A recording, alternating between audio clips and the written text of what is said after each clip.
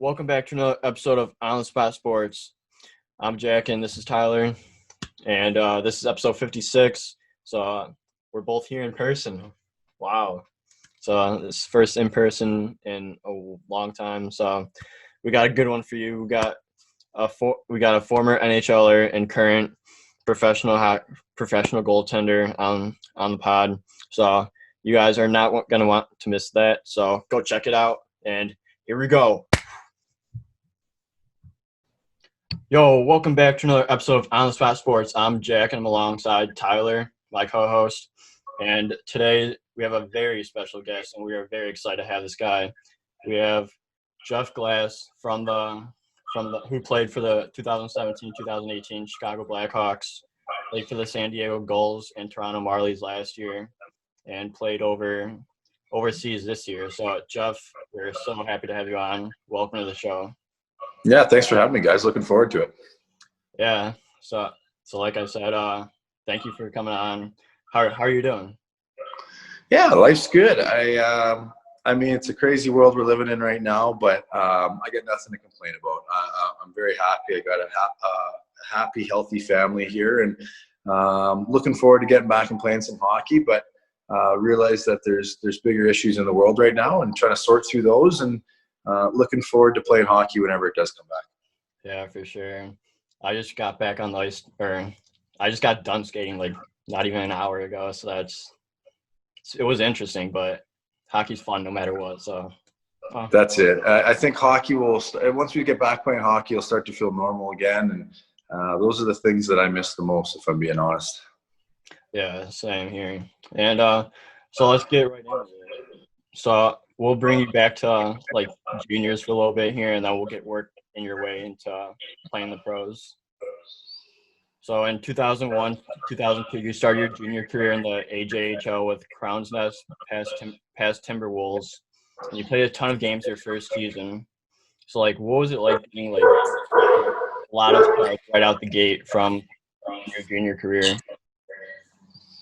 Yeah, it was pretty cool. I got a pretty special opportunity when I was 15 to be able to play junior. Lots of guys were playing midget hockey, but lucky enough, I was given the opportunity to go play Tier 2 junior in Crow's Nest Pass, and there was 3 of us underage guys on the team, so it was kind of cool to have a couple other guys that were going to high school and trying to figure out their way. And it was a really good leaping board for me, because I don't think I was ready for the Western Hockey League yet, but it was quite a bit better hockey than midget hockey. So you're playing with older guys, and it got me ready for the next step, the Western Hockey League, the next year. So it was a really cool opportunity. I'm glad I got to do it. So how did that kind of prep you? Like, you said you were playing with a lot of older guys. Did any of them like mentor you for that like next step leading up from your time there? Yeah, no, it's kind of funny you say that. At the time, I didn't really look at any of those guys as like per se mentors. I looked up to them and I idolized them because they'd been playing in junior hockey, and they were at where I wanted to be. But looking back now, they were 100% mentors, and they showed me how to come to the rink every day, how to manage my school, how to manage my expectations at the rink during games and practices. And looking back, I had an unreal group of guys there that some of them went on to play hockey, but most of them went on to just be successful in life. And I was lucky enough to play with them that year, and it helped kind of springboard my career as well. Yeah, for sure. So was it hard, like that first step as you're an underager? Like, was it hard to like play games against guys that are like higher level than you? Yeah, I think the hardest part for me was tempering my expectations. Obviously, everybody wants to win and everybody wants to get shutouts, but we weren't a top-end team even at the best of times, and then you're a young guy in the league. So I think you're right. The hardest part for me was just learning how to let in a goal and then get on with life, and learning how to kind of become a better pro. And even though it's junior hockey, I think the lessons you learn there are life lessons. And so there would be nights when there was 4, 5, 6, 7, 8 goals going in, and you had to realize that, hey, the game still counts, every minute still counts, and I think I really learned a lot from a year like that. Yeah. So when you gave up like 6, 7, 8 goals, like what was your mindset like? Because like I know when I give up that many, I'm like, oh crap, and like my mind wanders, which I know I shouldn't. But like, what was your mindset going for goals like that? It's so I'm so happy you ask questions like that because guys, everybody loves talking about their zeros, right? Like we get shutouts, we all think we're just legends. I think the games where you let in 5, 6, 7, that's where you learn who you really are, and that's when it's time to knuckle down, and that's what you practice for, and that's what's so cliche, but.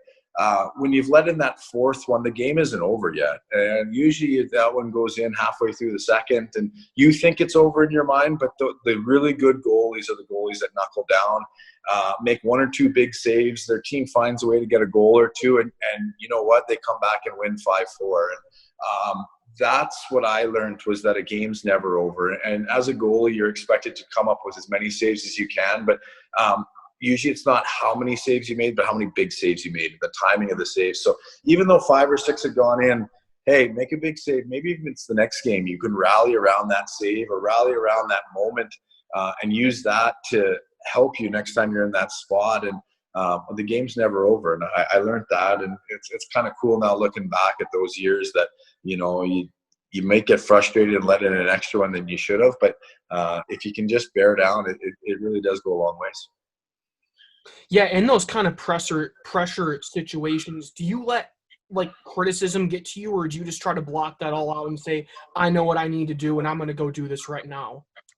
Yeah, I think, again, a cliche statement, but it's true, is you got to put pressure on yourself, and you're your own worst critic. And if you're letting other people dictate your expectations, then I don't think you're in the right sport. So there's always noise, and you're going to hear that noise, and sometimes the noise will get to you. But most importantly, I think you have to know, we all come home after the games and we know, hey, I had a good game, or hey, I had a bad game, or hey, I had a good game and we lost by a bunch, right? And that's fine. But if you can look yourself in the mirror and said, hey, I prepared for the game properly, I did everything I could in the game, and the outcome was what it was, you'll go a lot farther than the guy that's worried about the actual number. So I call it noise, but there's always a lot of noise. And sometimes as you go up the levels, the noise picks up. But most importantly, you should know what your expectations are. And if you follow your regime and you get to where you are, you should be just fine.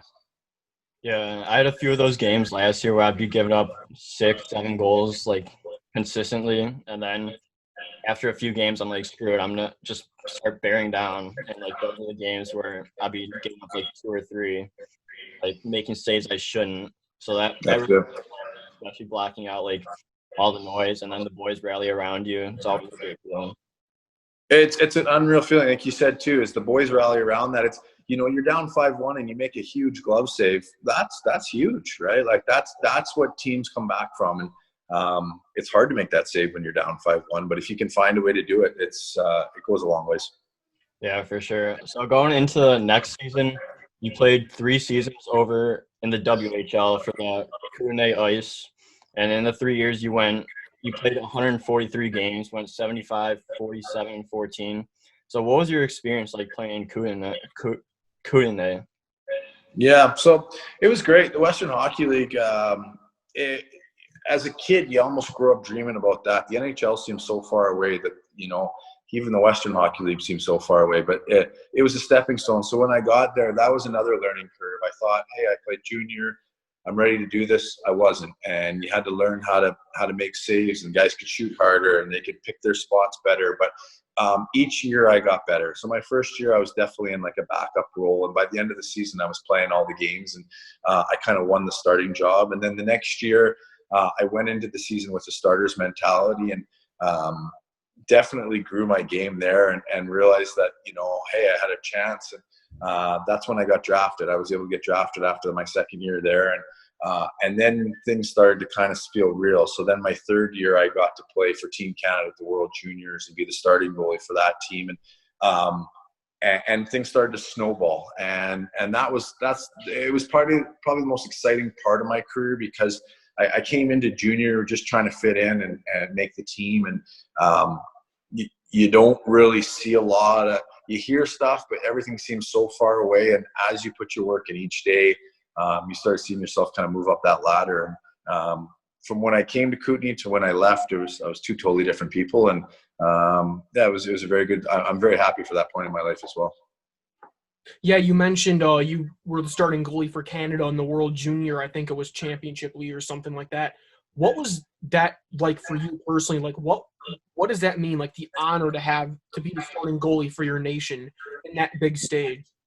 Yeah, it was cool. It was my first time representing Canada, so putting on that jersey for the first time, it was awesome, right? But we had such a good team, and we had Sidney Crosby, Patrice Bergeron, Brian Getzlaf. You down the list of guys that are future Hall of Famers. So my goal and my role on that team was to just make my saves, and that's always kind of the goalie I've been. Is I pride myself on my consistency and being able to make enough saves to put my team in a position to win every night. And that's all my expectations were there. I didn't have to steal games for the team.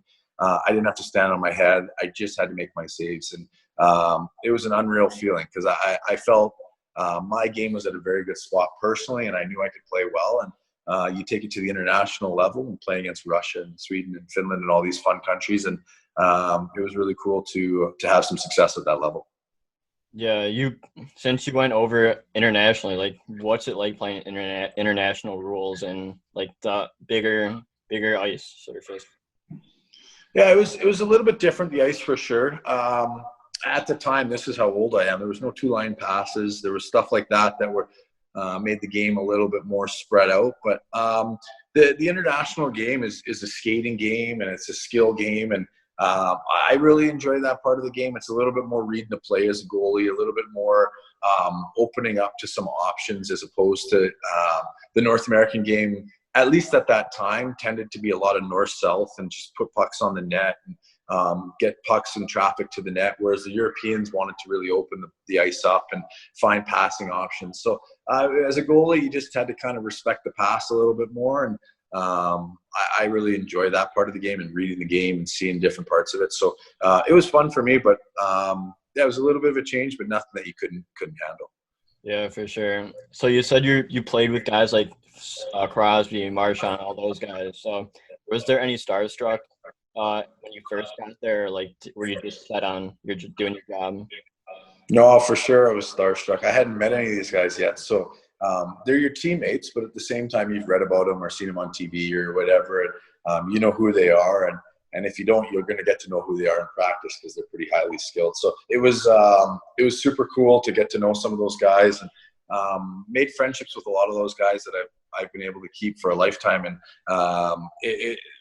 the thing about meeting your idols or your star players is it doesn't always turn out the way you want it to, but for whatever reason, that group of guys on that team, everybody got along really well, and I've made a lot of really good friends out of it. And like I said, lucky to be a part of it. Yeah. So what was it like playing Russia? Because they're a top competitor team, and like Sweden. Like, what were those United States as well? Like, what was it like playing against those teams? Yeah, it was. We got to play Russia in the final, so that was the big game, and they had Ovechkin and Malkin, and so it was, those were their star players, and we knew that before the game, and so you had to kind of key on them. But our checking line did a great job of shutting those guys down so that our scoring line could get some goals, and we played a typical kind of old-fashioned Canadian style game. Lots of hits and lots of shots on goal, and kind of made them pay. And it was a lot of fun playing against them. It was. I'm glad we won, because if we lost, it wouldn't have been that much fun. But it turned out to be a pretty good experience. Yeah. So what was it like winning in the finals? Yeah, well, it was one of the best experiences of my life. It was. You're happy, but you're relieved as well. I think the relief was one of the feelings. I wasn't sure I was going to feel that much relief that we won, because it was a lot of pressure. We hadn't won in a few years, and to beat Russia was a big deal at the time. So I was super happy, and like I said, one of the greatest accomplishments I've had in my career. So I was pretty fortunate to be a part of that team. Yeah. So I want to go back to your time in Kootenay really quick, and like you played a lot of games. Like, how do you prepare, like mentally prepare yourself, and like the recovery process after games? Because goaltending does take a toll on you, especially when you're playing that many games. Yeah, I think the key is to stay in the moment. You do all your work in the off season or in between games to get ready for the game, but break the game down into segments is at least what I do. And I got to win each of those segments. And so, some guys do periods. I even break it down to 5-minute segments in those periods. And, 60 games or 80 games feels like a lot, but if it's just a 5-minute stretch at a time and you have to win that 5-minute stretch, it's a lot easier to play a lot of games in a row.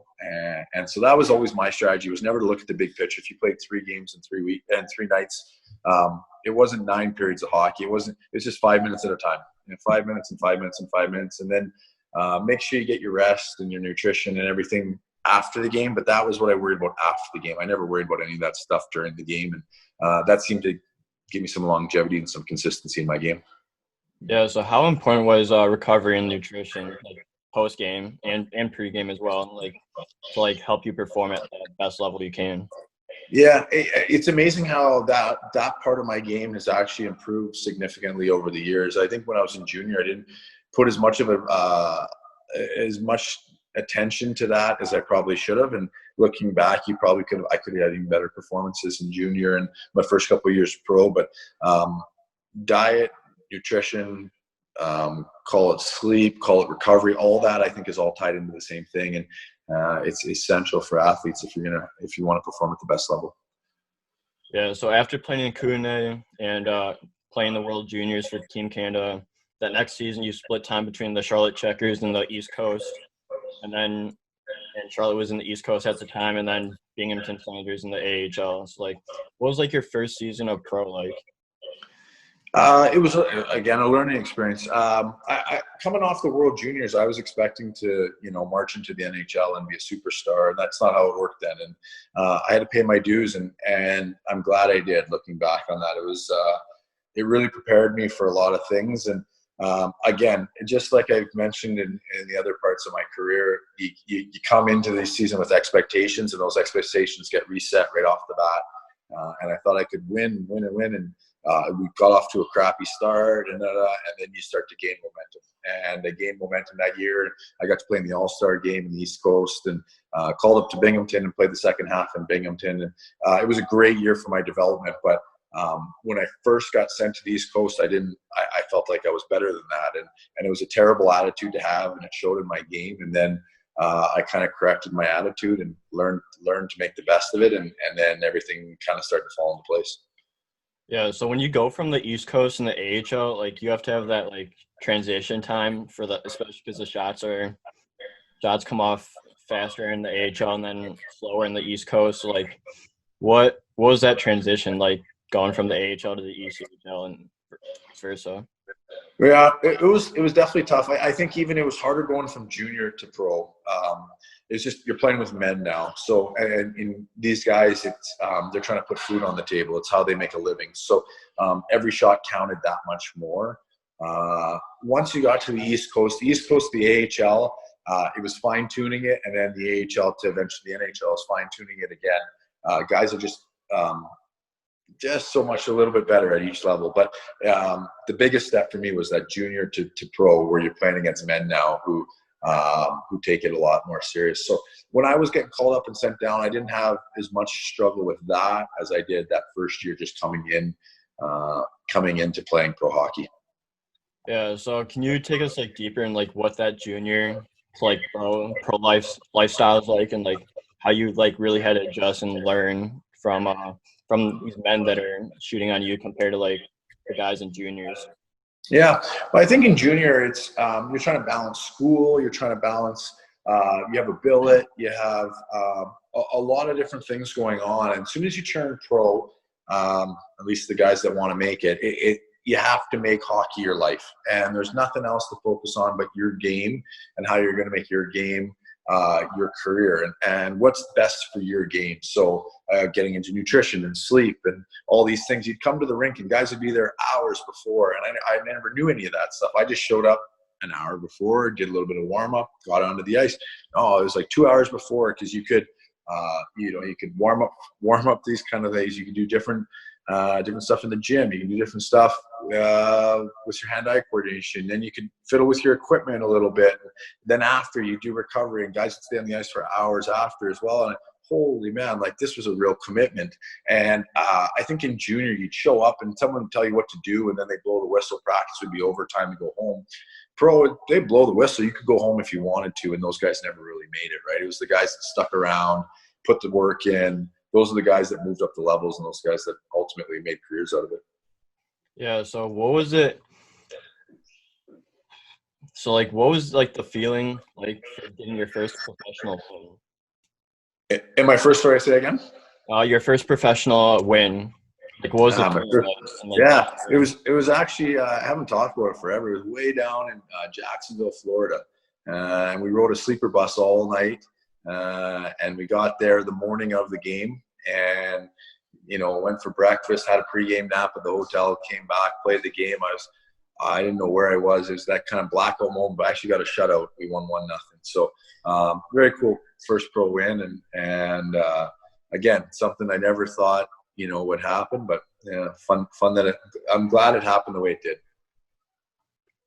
How high was your confidence after that win? Because you said you were kind of at a moment where, like, where am I? But after that win, how high did your confidence soar after you got that first win? Yeah, I think it helped, but again, I hit a huge rut after that, and it wasn't until, you know, November that I really found my stride. But it definitely, my confidence was up after that game, and then it took a while to really maybe get the consistency that I pride myself on. So. Yeah, so I came up with a question that I forgot to ask earlier. But do you find yourself as a superstitious goalie, or you just take it game by game? We're all a little bit superstitious, I think. But I try to, over the years, I've tried to eliminate one every year. And when I say superstitions, I think routine gets mistaken for superstition sometimes. And just because you put your left pad on first, or you step on the ice at a certain time, that's not going to help you win the game, right? So I think preparation and routine are two totally different things. And I've changed my preparation over the years, but I've tried to eliminate parts of the routine that are unnecessary when I realize they're unnecessary, and kind of snip those superstitions in the butt so they don't become something that's a larger issue. Yeah, I have this weird superstition where I have to put the pad with the toe tie, because I have one toe tie on one, and I just have a boot strap on the other. So I got to put the toe strap on first. Sure. And then I got to put the pad with only the boot strap on the second. It's weird. Sure. Yeah, so you then went on to play 3 years in Binghamton in the AHL. So, like, what was it like solidifying yourself as a go-to AHL goalie? Yeah, I think those years were tough because the team wasn't that strong, and you're 100% on your own now. The expectations were high, and it was tough. So I got to play lots of hockey. We didn't win a lot of games, and you learn a lot about yourself. You kind of grow up, and I did a lot of growing up over those 3 years. And looking back now, where I'm at, I'm happy for those years. But at the time, there were some long games there, and remind you why you're playing. Yeah, for sure. Especially that first year, it seems like everyone's like moving around constantly. But after you got through that first year, it seemed like you just stayed in Binghamton the whole time. So at least that was good for your development. It was huge, and yeah, you get to be familiar with the coaches and the training staff and all that. And that always helps. Yeah, so you played in 43 games that first year, 45 your second, 41 your third. So was it hard getting used to like playing that many games at the pro level, or did you just take like what you got from like when you played juniors? Yeah, just use my experience from junior, and even though it was pro hockey, now I could start to use comparables at that level, and I really got to compare playing lots of games in a row or 3 games in a weekend, and so that's when I started to kind of use those references, and I finally had some experience under my belt that I could reference. Yeah, so I always hear about like your first few years, like I said earlier, that it's always up and down. It's like when those up and downs happen, like how do you adjust to them, and like how to overcome your up and downs that season? Yeah, I think you got to rely on a lot of people, and you got to put yourself in a position so you have good good mentors, good family, good friends, whoever's going to count on to keep you consistent. And you have the good games, and they'll remind you that it's just a good game, and that's all it is. And then when you have the bad games, the world's not ending either, right? And I really reached out to a lot of people, and I count on those people, and I thank those people for where I'm at now, because they kept me humble in the good times, and they kept me motivated in the bad. Yeah, so mindset's a huge part of goaltending. So like, what would you like your mindset like playing so many games especially at the pro level, and like everything, like when you give up a goal? I know we talked about that earlier, and just like keeping your cool. Yeah, no, you nailed it. Goaltending's all mindset, and I've worked with a mindset coach here for the last couple of years to even enhance that. But it's all about the frame of mind that you come to the rink in, and that to play the game in, and how you see yourself playing is going to dictate a lot more than actually how you play. So it's setting yourself up for success, and I've been lucky enough to do that. Yeah, it seems like you just have to have those people that are like that rely on you and like trust you. Because like I have a mentor that's a professional goalie, and he always says put yourself in the guy with the people that like best believe in you, and that goes a long way. I agree. Yeah, so that next year you went to play a few seasons in the KHL, which is a Continental Hockey League, and you played for teams like I'm gonna not get all these names, but the Bears, Astana, Kabir, Novosibirsk, Bartek, Moskva, CSKA Moskva, Vlada Togliatti, and the Dynamo Minsk. So what was your experience like playing the KHL? I probably butchered all those. Good work on the names. Yeah, those names, those sound easy. We can put a ribbon on that. It was a good 7 years for me. Nothing bad to say about Russia. It was interesting. There's 1,000 stories. To be honest, we could do a whole podcast just on Russia, but it was all good times. Nothing bad to say about my experience there. And to be honest, I always say this: it's the reason why I got to play in the NHL was because of the KHL. So those 7 years, all good things. What differed when you played in the KHL compared to the other leagues that you played in leading up to the KHL? The KHL was by far the most skilled league I played in.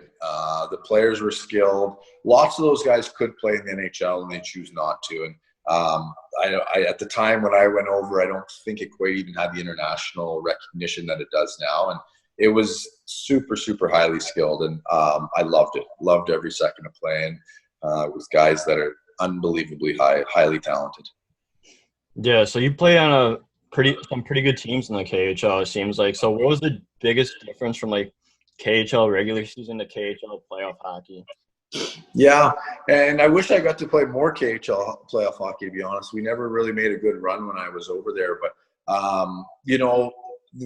the regular season over there was skilled, and I keep saying that, but guys would try whatever. In the playoffs, it turned a little bit more putting that skill in the right position to help your team win. And so a little bit more was riding on the line. Guys were bearing down, and it was fun hockey. I thoroughly enjoyed my playoff experiences in the KHL. Yeah, so what if you had to say one story, what would be your one story about playing in Russia? Oh, everybody always asks me for one. Yeah. You know what? Like I said, I couldn't believe how skilled the guys were. And I always tell the one story. I went to the rink the one day, and the guy was picking the puck up. And this was a little bit before social media, so I don't know. Maybe guys were doing it worldwide, and I just didn't know about it. But he was able to pick the puck up like a lacrosse ball, twirl it around his head. He was doing 360s in practice. And I remember thinking, like, who is that guy? And he was my teammate, right? And I didn't know it. He was just out early getting some reps in and kind of fooling around. And I remember thinking to myself, wow, like if I didn't know anybody back home that could do that at the time, and to see a guy just do that so nonchalant was really, really cool. Yeah, that's funny. You see the guys do that now, like all the time, especially Right. when I'm going to these like private, like public, like stick and pucks and all that. Like guys will just randomly do that. So it's interesting for sure. Yeah, super highly skilled. Yeah. So what what do you think was the biggest difference from playing the AHL and the ECHL to playing the KHL? This obviously like the skill was different, but like what was like that like thing that you took the most out of it? I think Russia, like obviously I didn't have the language when I went over there. So the biggest part for me was trying to just customize myself to the culture and the lifestyle over there. The hockey was very similar. Once you get to the rink, everybody knows how to play hockey, but my life away from the rink was significantly different. So when I sorted out learned a little bit of the language and learned a little bit of why they do what they do, that was huge for me. You mentioned you had like a 3-year stretch before the KHL where you really grew. I think it was a player, maybe as a person too. During those 7 years, did you say, or can you say that you grew at all as a player and maybe as a person? Because that was a long period of time where you spent in Russia. Yeah, and that's it. You learn a lot about yourself when you're over there, and you're away from your family for a long stretch of time, and it was great. It was great, like you said, for every part of my life. I have so much good things to say, and I'm so thankful for. I grew up as a person, and I grew up as a goalie. Yeah, that's awesome. Then you came back from overseas and you participated in the Spangler Cup for Canada in 2015-16. So what was that experience like? And, like, what were some of the valuable information that you gained from playing in the Spangler Cup? Yeah, it was actually at Christmas in my last year, right halfway through the season, my last year in Russia, I got to play in that tournament, and it was such a cool experience. Just you're over in Russia and you don't have a lot of familiar faces or a lot of Canadian guys, and everybody met up in Davos, Switzerland for a week-long tournament there, and we got to win the tournament as well, which was super fun, and just a great experience, and very lucky to be a part of it.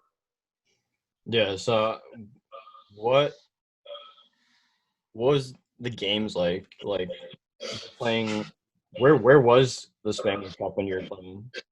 Yeah, so the Spangler Cup was in Davos, Switzerland. The games were awesome. It was more of a European style than it was let's say more of a hybrid from Russia to North America, which was pretty cool. So we played a couple Swiss teams, if I remember right, and I think we actually played a Czech team as well. And very cool to just kind of get a different flavor of hockey and kind of get a different feel what actually goes on. Yeah, so what was it like going from playing the Spangler Cup and then going back overseas to play your last season in Russia? Like it had to be for a while. It was cool. Yeah, it was cool to have the feather in your cap, right? You got to win that. And we talked about confidence earlier. It gave me a ton of confidence going back in the last half of that season. And actually, it kind of motivated me to want to come back to play in North America. I kind of talked to a few coaches there. My coach went on, Guy Boucher, who went on to coach for the Ottawa Senators. And we had a good talk about coming back to North America and giving the NHL another try. Yeah, so was there any good stories from the Spangler Cup? Because we had someone from the Spangler Cup last year, and Zach Fucali, and he had good stories about it.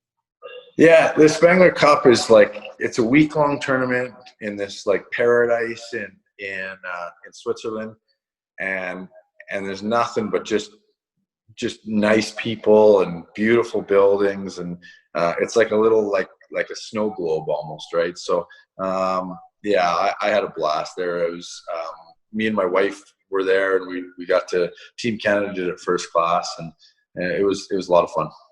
Yeah, it just seems like an awesome place to play, especially. It really was. The Spangler Cup. So then you said you wanted to come back to the overseas to the States after that last season in Russia. So you came back to the States and you played in 2 games with the Toronto Marlies in the AHL before you're getting traded to the Rockford IceHogs, with the Blackhawks minor league system.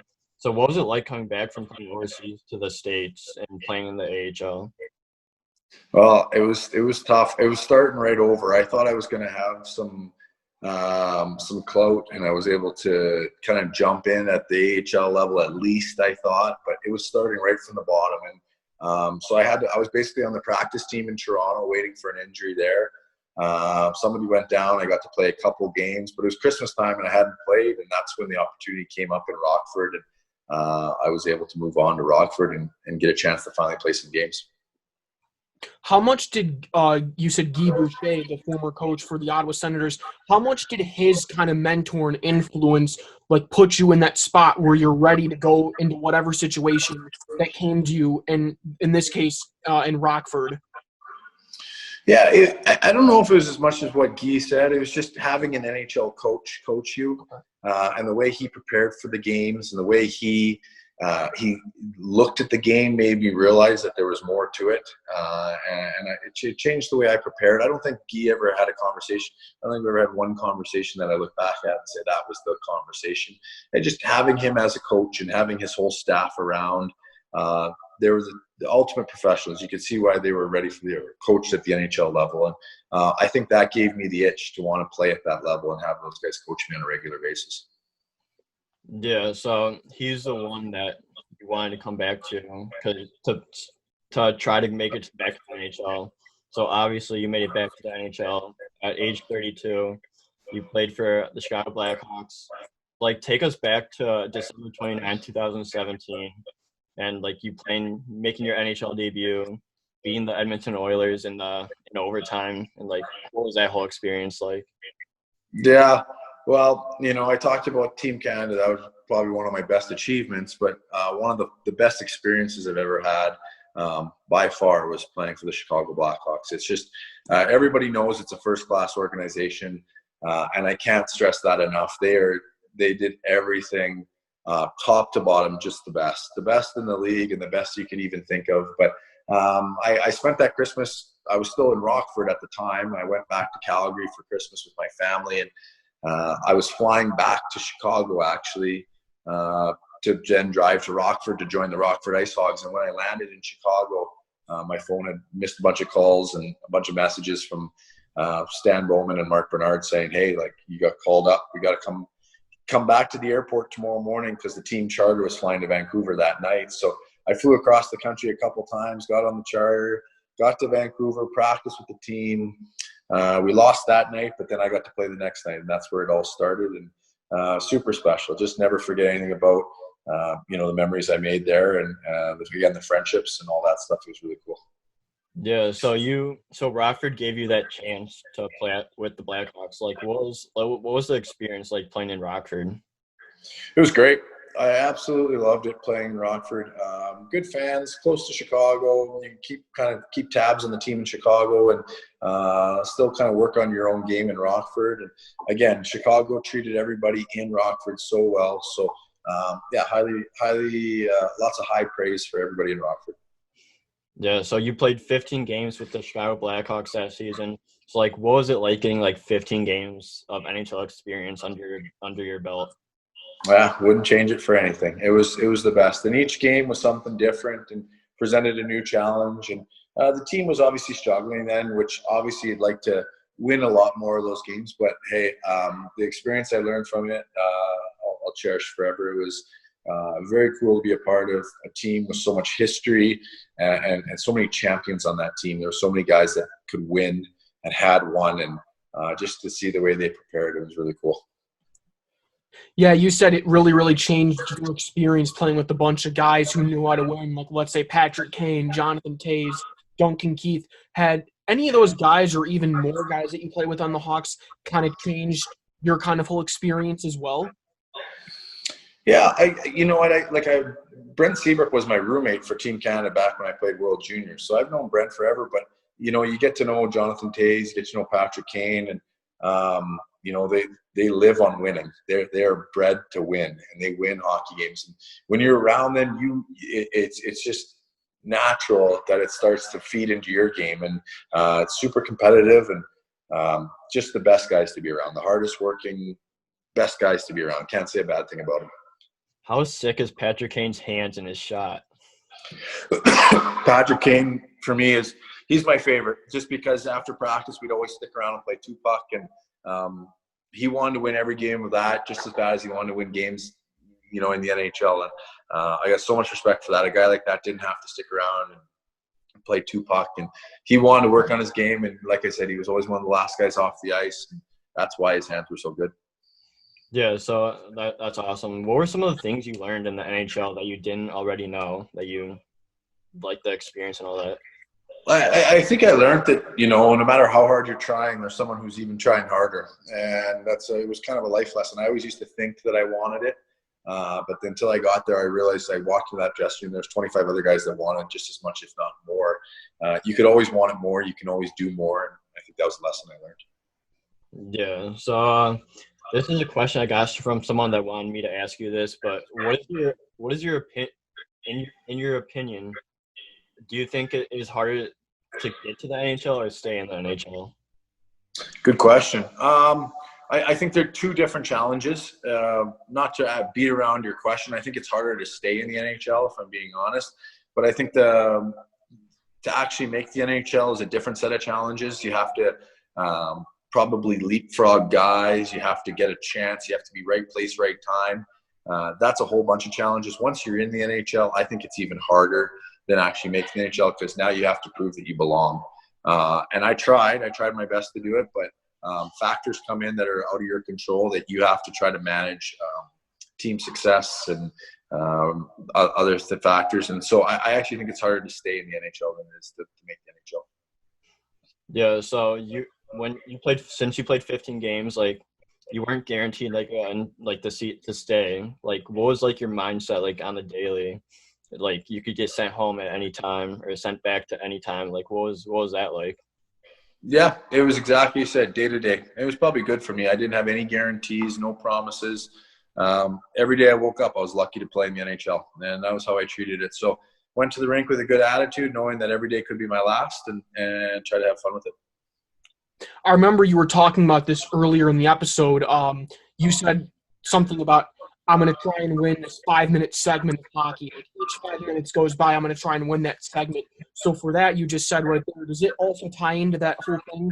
It's not like a long-term thing. It's going to go by this day by day, like you said, with that 5-minute segment. I'm going to win this day, and then we'll just take it from there. That was exactly it. It was even in practice. It was just win the next drill, win that drill. And that's all you can control, is control the controllables. And that was exactly my mentality while I was in Chicago. Yeah, so then the next season you go back to Toronto, and then you get traded to the San Diego Gulls.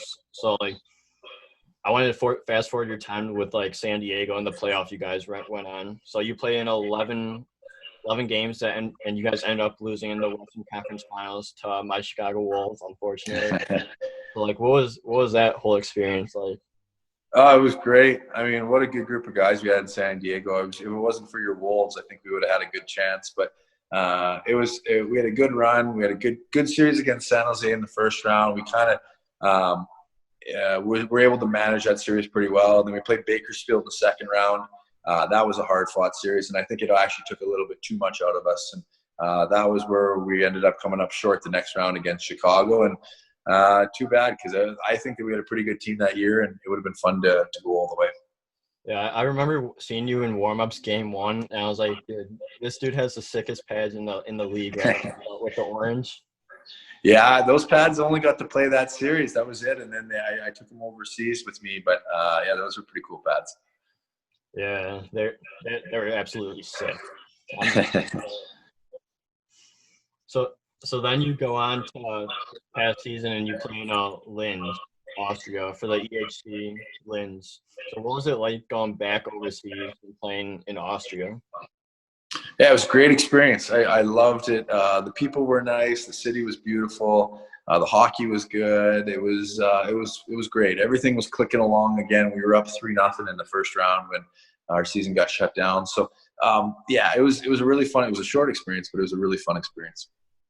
Yeah, like you said, you guys were 3-0 before COVID hit. So like, what was it like playing those playoff games in Austria? Yeah, the fans.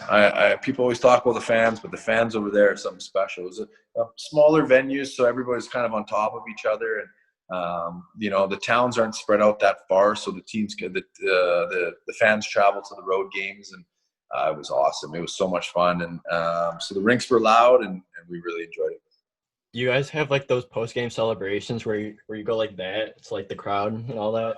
Oh yeah, there was all that. All four sides of the rink, you would do it too, and yeah, there was no shortage of celebrations when you won. It was pretty cool. That's awesome. So COVID then ended up hitting. So like, what was everything leading up to it, and like, what was like everyone like saying before, like right before the season got canceled, and like just COVID hitting and ending your season overall? Yeah, it was funny because it happened a little quicker over there than it did here. So nothing had been shut down in North America yet. So all the news media that I was following in North America was everything was fine, and they shut our season right down. So at the time, you kind of thought it might have been an overreaction. Looking back, obviously it wasn't. But they're telling you you're shutting your season down 3 games into the playoffs. It felt extreme. But everybody, a week later, I was able to get out of there, come back to Canada. Started my quarantine. And as soon as I got home, everything started to shut down here as well. So we might have been just a week or two ahead over there, but it was kind of weird. And yeah, it is what it is. Was it very hectic because you had to come back to Canada from playing overseas? So like, what was the travel like there? Yeah, it actually was kind of hectic. It was a couple. As soon as we got shut down, I thought I might have some time, and then the rumor was that Trump was going to close the borders, so that kind of sped things up. I think I spent a day and a half after we were shut down there, and I was on a flight back to Canada, just in case things got shut down. I didn't want to get locked out. Yeah, so we got a few more questions for you. So someone asked me this question to ask you, and like he was curious to know like what your plan would have been if you suffered a career-ending injury, and if you ever thought that might happen like that. Yeah, I've got my pilot's license, so I've done that kind of on the side. I'd love to be a pilot when I'm done playing hockey. Knock on wood, I'd like to play hockey for a few more years, but if that ever happened, that'd probably be what I transition into next. Yeah, did you have you taken a plane overseas yet? Like, I haven't actually flown my own plane overseas. I've just kind of traveled around. I was taking lessons when I was in Rockford. I took some more in San Diego, and I finished my license down in San Diego. And I'm always just working on other ratings and whatnot. And like I said, someday when I'm done playing, I'll probably get into doing that a little bit more seriously. But right now, it's kind of just for fun. yeah, for sure. So, what's been your favorite city that you've been able to like travel to or like live in so far? Probably Moscow. Moscow was my favorite. It was one of the biggest cities I played in. I compare it to Chicago every time. I loved Chicago. It was probably not my second favorite, but I just didn't get to spend as much time there. I was only there for a short period of time, but those would probably be my 2 favorites. Yeah, and then someone also asked me, what's your favorite cereal? Cereal. When I'm not feeling like nutrition's important, I love Fruit Loops, but I don't try to eat those too much, right? So I'm to be honest, I'm not a big cereal guy, but my daughter loves cereal, so we have it in the house, and like I said, I buy those for her, I think, and I end up eating them all. Yeah, you just gotta sneak in sometimes and eat some food. That's it. Yeah, so Tyler, you got any more questions? Yeah, I actually had a couple more for you here, Jeff. After this whole quarantine stuff kind of hit, what has been like your way of like refocusing? Obviously, since you can't get back on the ice, so what have you done to kind of like keep up with like keeping consistent and keeping, like kind of your goal feel back? Yeah, I think the biggest thing is to just control what you can control. So right now we can control your off-ice stuff, all your preparation. It's just an extended off-season is really all it is for guys like myself. So I'm controlling all the things that I would normally do in an off-season. And when we get let back on the ice, I can start working on my on-ice game. But, this is a great chance to rehab sore muscles. It's a great chance to reset the brain. And these are all things that I'm working on right now. So I'm ready to go next year. And then I got one more for you. This is going back to the your time with the Blackhawks. I really, really want to ask this. What was it like playing for the legendary coach Joel Quenneville? Oh, best question you've asked. I love it. No, he was the man, and we talked about the Edmonton game and how special that was. One of my favorite memories was just coming down the tunnel after I got to go out for first star. I came back down the tunnel, and the first guy waiting for me was Coach Q, and he had the biggest smile on his face, and he might have been happier for me than I was for myself, and just to see that, it was genuine excitement. The guy loves winning. He's one of the nicest humans I've been around. Everything that everybody says about him is all true. It's all good stuff. He's a good human. Unfortunately, the Hawks let him go, but he's still a legend in our books. I agree. Good man. Yeah, so I came up with one more question. It's like, Sure. what if you had to give a tip to a younger goalie, like what would it be? My advice is always to stick with it. I think goaltending is emotional, and the day-to-day of goaltending can be overwhelming. You know, you let in a couple goals, good goals, bad goals. Stick to it. Stick to it. Stick to it. So worry about, again, how hard you train, how hard – look yourself in the eye every night and ask yourself if you did enough that day to get better. And over the long terms, you'll see success in goaltending. But goaltending is usually not a position where you're going to see success over short term. So that's always my advice. If you want to be a goalie, stick with it. There's plenty of room to be a goalie and grow and develop. But it's going to be some bumps, and learn to ride those bumps. Learn to enjoy the ride. Yeah, that's an awesome advice, especially to end this out. So Jeff, thank you so much. We really appreciate your time. Good luck in the future, and hopefully we see you playing hockey sometime next season. Awesome, guys. I appreciate it. Good luck with the podcast. Thanks a lot for having me on. I appreciate it.